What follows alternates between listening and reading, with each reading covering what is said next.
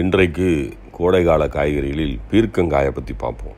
இதில் பார்த்திங்கன்னா இந்த உயிரூட்டியில் வைட்டமின் பி, வைட்டமின் சி, மிக முக்கிய உயிரூட்டியான வைட்டமின் ஏ இதெல்லாம் இருக்குது. நிறைய நார்ச்சத்து இருக்குது. நல்ல நீர்க்காய்கறி. இது பெரிய மருத்துவ தாவரம், மிகப்பெரிய மருத்துவ தாவரம். இதை நாம் உணவாக பயன்படுத்தும் போது கபம் சேராது, சளி பிடிக்காது. வெயில் காலத்தில் என்ன பண்ணுன்னா கபமும்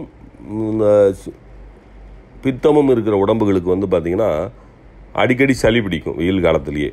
அதனால் இதை ஒரு 15 நாளைக்கு ஒரு முறை புடலங்காயை கூட்டு வச்சோ அல்லது பொரித்தோ சாப்பிட்டு வந்தால் கபம் கொள்ளாது. டயபெட்டிக் பேஷண்ட், நீரிழிவு நோயாளி இருக்காங்க இல்லையா, அவங்களுக்கு இது ஒரு அருமையான உணவு. இரத்த சோகையும் போக்கக்கூடியது. தோல் நோய்க்கும் நல்ல ஒரு மருந்து. தோல் நோய்க்கும் ஒரு நல்ல மருந்து. பீர்க்கங்காயை பற்றி சொல்லணும்னா, இதை ஒரு நோய் இருக்கோ இல்லையோ, கோடை காலமோ அல்லது குளிர்காலமோ ஏதோ ஒரு காலத்தில் 15 தினங்களுக்கு ஒரு முறை பீர்க்கங்காயை நாம் உணவில் சேர்த்து கொண்டு வந்தால் தோல் நோய் வராது, கணையம் நன்றாக இருக்கும், பித்தப்பை ரொம்ப சுத்தமாக இருக்கும். இப்படி முக்கியமான உறுப்புகளெல்லாம் காத்து அருளக்கூடிய ஆற்றல் இந்த பீர்க்கங்காய்க்கு உண்டு. பீர்க்கங்காயை பயன்படுத்துவோம்.